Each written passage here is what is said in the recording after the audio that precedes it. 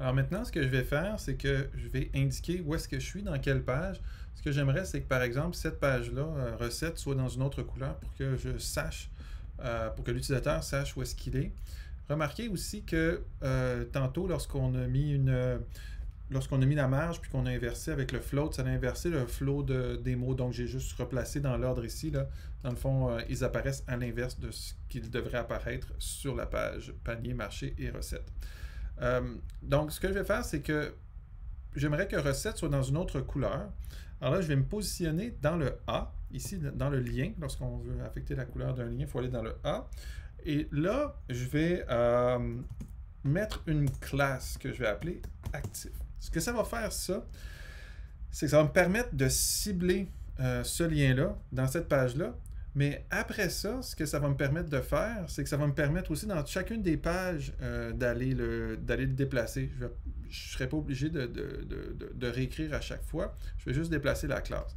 Et vous l'avez vu, là, ici, j'ai une règle qui a été créée, là, que j'ai créée dans mon code qui s'appelle actif, tout simplement, ici. Et puis, je mets la couleur que je veux dans cette règle-là. Du coup, on sait que dans cette page-là, on a cette couleur-là pour nous indiquer qu'on est bien dans cette page-là. OK.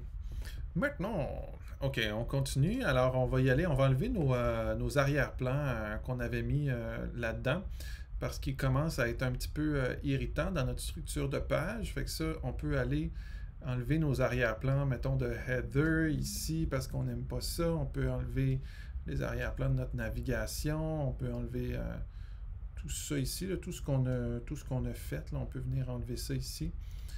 Les couleurs qui sont en arrière-plan. Voilà, ça va être plus facile de travailler.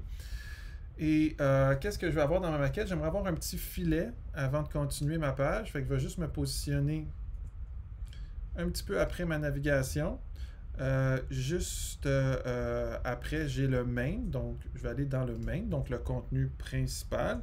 Et là, comment qu'on fait un filet en HTML? C'est un filet, c'est une horizontal rule. Alors, voyez-vous, c'est juste ça ici. HR. OK? Puis automatiquement, lorsque tu fais HR, ça crée une ligne de la largeur de son parent. Donc, comme quand son parent, c'est le main, parce que mon HR, il est dans le main, ben cette HR-là fait la longueur du main. Pour le pied de page, si on veut quelque chose de bien égal, on va profiter aussi des grilles. Donc, on va aller dans le footer qui est ici. Puis, on va ajouter une classe, puis on va l'appeler pied.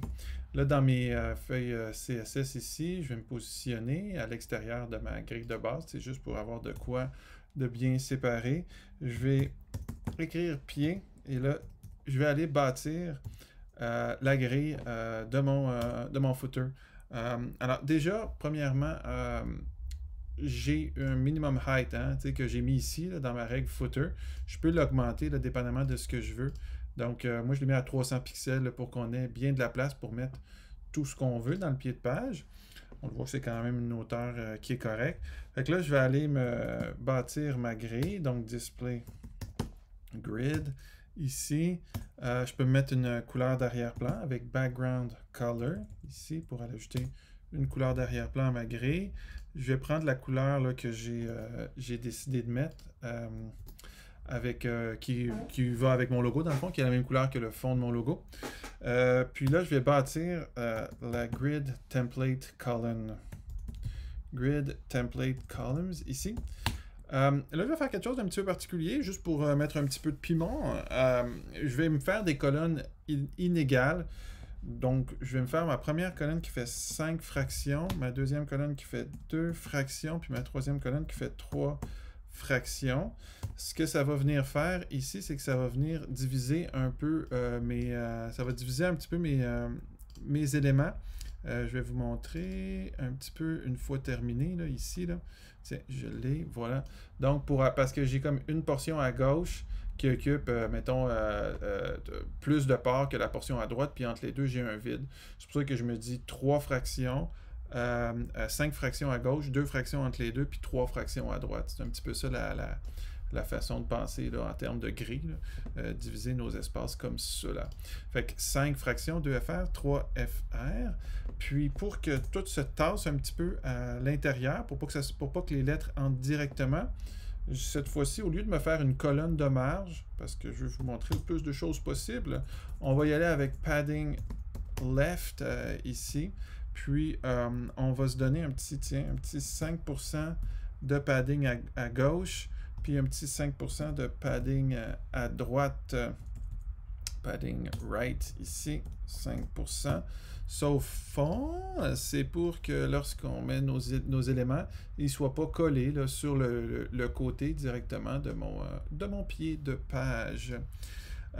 Puis, tiens, je vais tout de suite donner une taille raisonnable au niveau de l'écriture de mon texte, quelque chose de bien beau, de bien bold.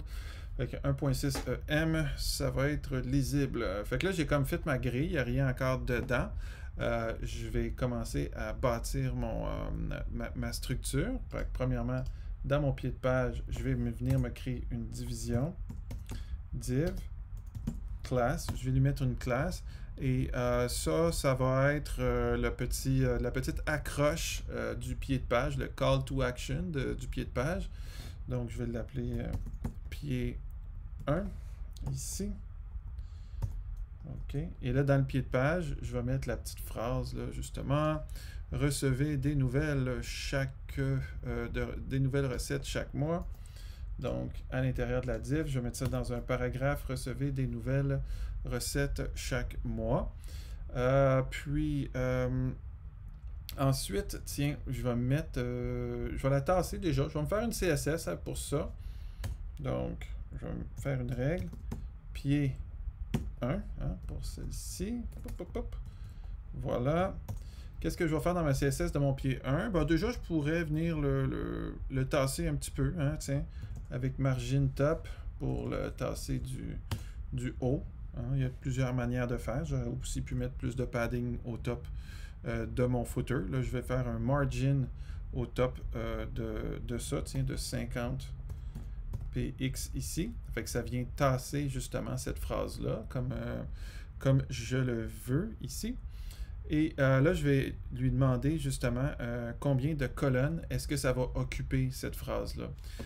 En fond, toute la div. Là. Fait que là, regarde, je vais y aller avec grid colon start.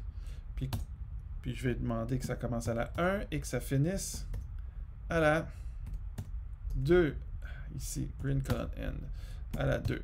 Pourquoi je peux me permettre de finir à la 2? Parce qu'au fond, ça fait référence à quoi la deuxième colonne? Ça fait référence à la fin de cette portion qui contient 5 fractions. Fait que j'ai pas besoin de lui dire prends 3 colonnes, vu que j'ai défini que ma première colonne faisait 5 fractions. Donc, autre manière de travailler avec les grilles. Fait qu'on voit que c'est le bloc que ça prend ici.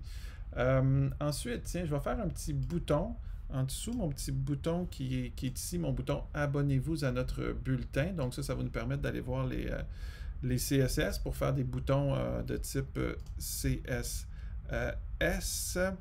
Fait que je vais me faire une div classe bouton, mais toujours dans mon pied parce que je veux que ça prenne les bonnes proportions. Donc div class, puis là je vais la créer.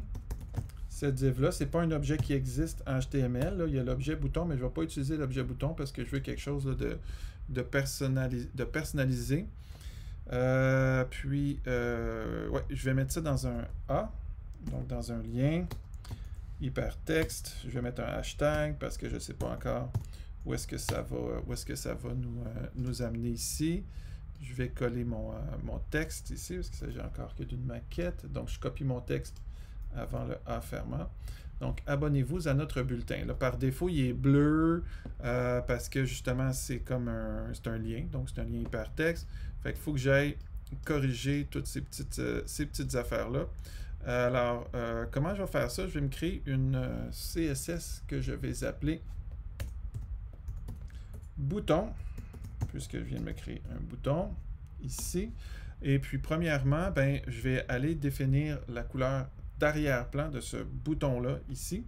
Fait que là, comme c'est un bloc, la div au complet, background color ici, voilà, Tiens, je vais y aller avec white ici. Comme c'est un div, c'est un bloc, fait qu'il est capable de mettre de la couleur, la largeur de justement ma première colonne qui fait 5 fractions du bas. Donc voilà, je vois le bloc au complet. Ici, je vais aller me mettre du texte. En fait, c'est pas white que je voulais. Je voulais black. Yes. Ici, black.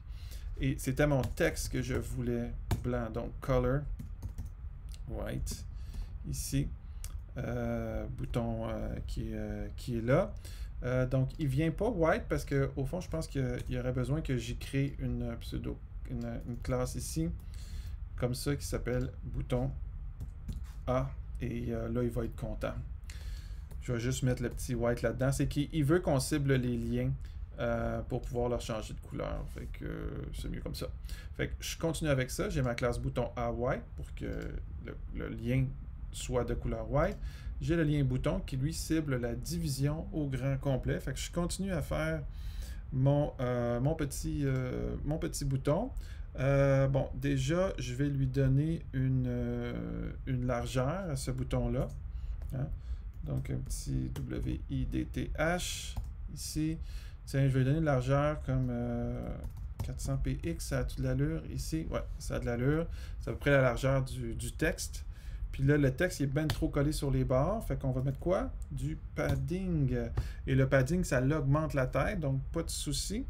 Fait que je vais commencer avec 10 pixels de padding partout. J'aime bien ça. OK, fait que tiens, on va en rajouter même un petit peu plus. 20 pixels de padding, ça va bien ici.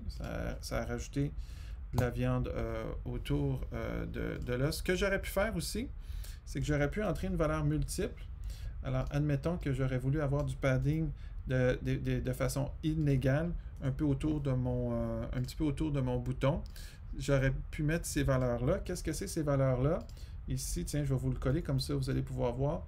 Top, donc la valeur du padding au top, la valeur du padding à right, la valeur du padding au bottom, puis la valeur du padding à left. J'ai pas besoin d'écrire top, right, bottom, left. Si j'écris 10, 30, 10, 30, ça fait 10 en haut, 10 en bas, puis 30 à gauche, 30 à droite. C'est la même chose pour les margins, donc c'est pratique à savoir ces short codes-là.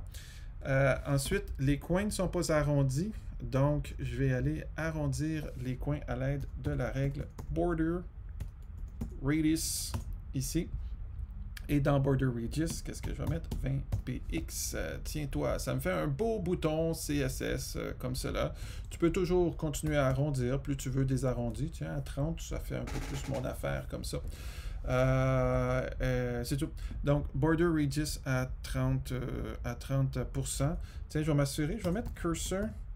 Je vais lui demander que lorsqu'on passe au-dessus, ce soit un pointer qui passe, vu qu'au fond, je veux que tout mon lien au complet soit réactif, pas juste le texte. Donc, ça fait en sorte que quand je passe au-dessus de la division, j'ai une main qui est de cette manière-là. Tiens, je pourrais la tasser un peu. Il me semble qu'elle est un petit peu collée sur l'autre phrase. Fait que ça, c'est margin top. On s'en rappelle, margin top. On va décoller ça un petit peu ça, mais quand même pas trop, parce qu'il faut que ça appartienne à ce bloc-là. Bon, margin top, 30 pixels. Ça me va très bien. Fait que j'aurais fini avec cette colonne-là. Là, maintenant, ce que je vais faire, c'est que je vais aller me faire une autre catégorie pour ça. Donc, je vais aller chercher la colonne de droite ici. Alors, qu'est-ce que je vais faire? Je vais me faire une autre division à l'extérieur de pied 1. Parce que j'ai fait la colonne de gauche. Donc, je vais aller chercher une autre catégorie. Juste être certain que j'étais à l'extérieur de pied 1. Oui. Et là, je vais me faire une autre division. Div class. Il va pas me donner des indices. Tiens, méchant. Class. Et là, je vais l'appeler pied 1. Ah, j'ai déjà appelé pied 1. Tiens, pied 2. D'accord. Et pied 2 ici. Et ensuite, dans ce pied 2-là, qu'est-ce que je vais faire? Donc, je vais introduire un premier paragraphe ici qui va être « Suivez-nous sur les réseaux sociaux ». Vous allez voir où est-ce qu'il va apparaître, ce paragraphe-là, ici. Voilà. Hop, il apparaît pas. Pourquoi il semble irrité? Ah, il y a 2 petits guillemets. Donc, il apparaît tout de suite dans la colonne du centre. Hein, on s'en rappelle, j'ai fait 5 fractions, 2 fractions, 3 fractions. Fait qu'il s'en va dans la colonne suivante, vu que l'espace est déjà occupé dans la colonne précédente. Moi, c'est pas là que je le veux. Je le voudrais à droite. Hein, je le voudrais ici. Suivez-nous sur les médias sociaux. Donc, je vais l'indiquer. Alors, je vais me faire une nouvelle règle que je vais appeler pied 2 ici, et puis donc je vais lui dire, je peux copier ce que j'ai fait ici là, dans mon pied 1 parce qu'à la base c'est la même affaire ici, sauf que lui il s'en va dans la colonne quoi? Pas 1, pas 2, hein? Pas 2, non, il s'en va dans la 3e colonne, puis il finit à la 4e colonne, donc je veux qu'il soit complètement à droite, de 3 à 4 dans mes 3 colonnes. Donc, qui occupe 3 fractions de ça. Là, il a l'air un petit peu tassé, là, mais c'est parce que je vous ai tassé ça un petit peu pour les biens de la cause. Suivez-nous dans les médias sociaux. Il est à droite comme ça. Fait que voilà, déjà, j'ai ma colonne qui est créée pour pied 2.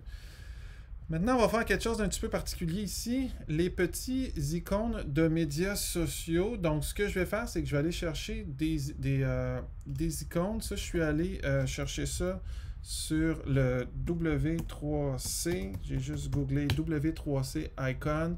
Et j'ai vraiment beaucoup d'affaires ici. Beaucoup de façons de mettre des icônes. Dans ma page HTML. Fait que, comment je vais faire? Je vais utiliser ces bibliothèques-là d'icônes qui sont déjà faites, qui viennent justement du W3C et donc qui correspondent bien aux médias sociaux.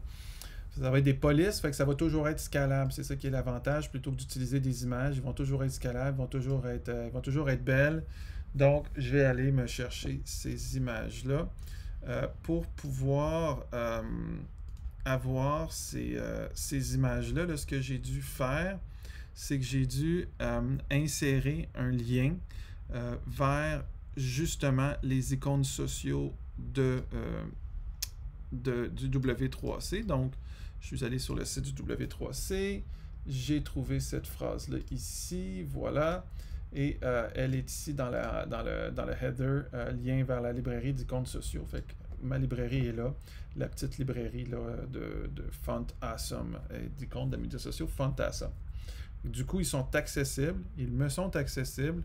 Je vais aller les mettre, donc suite à ma phrase, toujours pour qu'ils soient bien parallèles à ça. Sous ça, je vais venir mettre une division ici. Donc, ça va être une division. Je vais écrire pour pouvoir la styliser.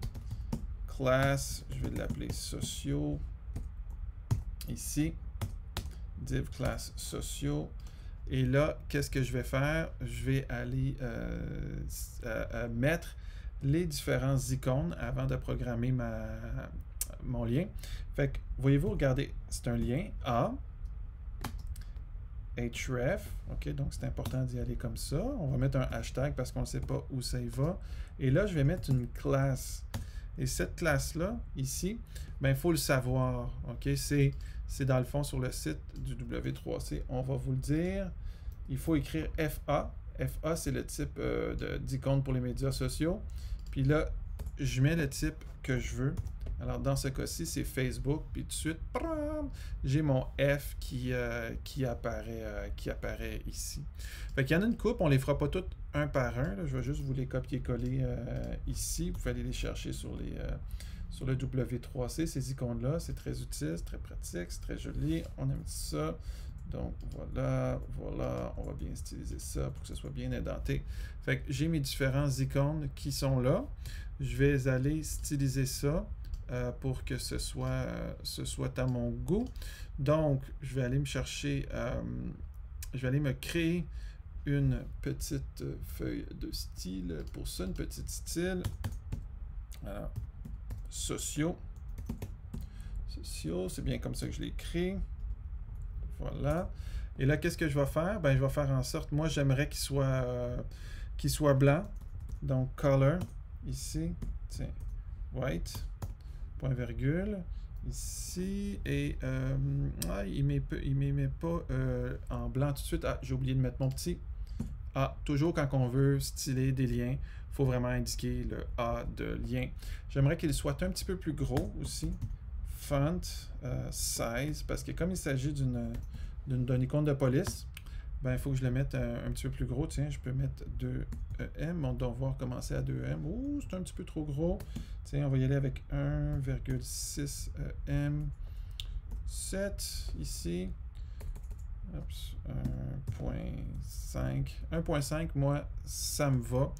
Donc, je vais laisser ça comme ça à 1.5.em en bas. Vous les grossirez, là, comment vous le voulez. Ensuite, ils sont un petit peu collés. Fait que ce que je vais faire, tiens, je vais me faire, peut-être, j'y trouve collé, fait que je vais me faire juste une div sociaux, mais sans le A.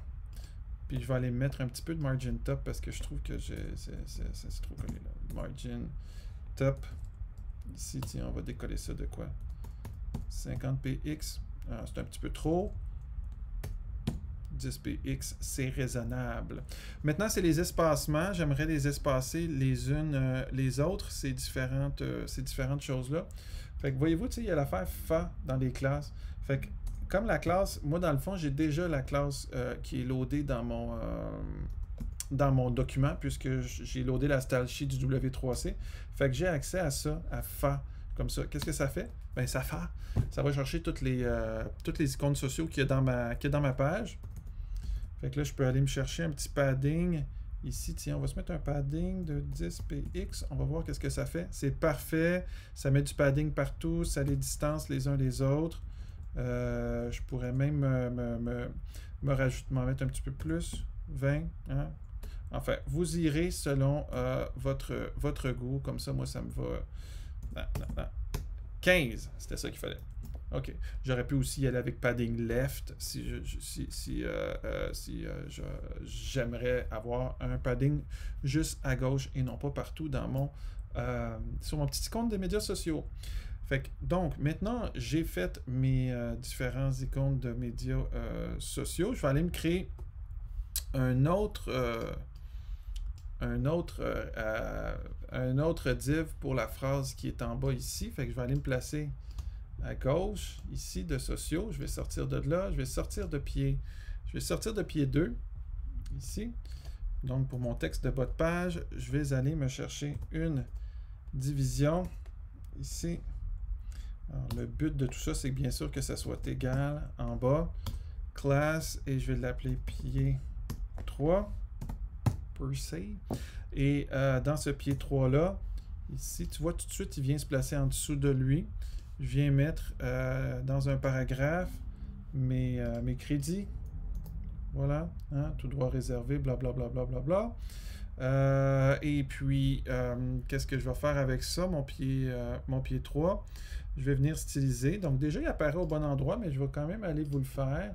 Donc, je vais aller me créer une règle ici. Tiens, je vais l'appeler pied 3. Alors là, ça va cibler la barre qui est en bas. Et de la même manière, un petit peu que les autres, pieds 1, pied 2, pied 3 et pied 4, je vais aller choisir justement quand est-ce qu'elle commence, puis quand est-ce qu'elle finit cette feuille-là ici. Donc, tiens, je vais la faire commencer à 1 parce que je veux qu'elle soit à gauche. Et tiens, je vais la faire aller jusqu'à... Oui, ça me va jusqu'à 3 parce qu'au fond, c'est une phrase qui est un petit peu plus longue. Donc, ça me va qu'elle prenne un petit peu plus de place là, sur mon document ici. Puis, je vais aller me choisir quelque chose d'un petit peu plus mince. On a loadé notre police d'écriture. On a loadé du 100, du 400, du 900. Fait qu'on va aller avec Font Family.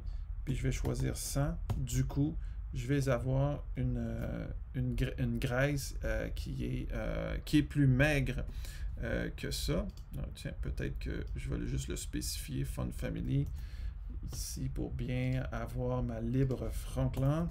Ici, sans sérif avec un petit 100 au niveau du gras font pied 3. Tiens, peut-être parce que j'y ai pas dit que c'était mes P. OK. Alors, on réglera ça plus tard.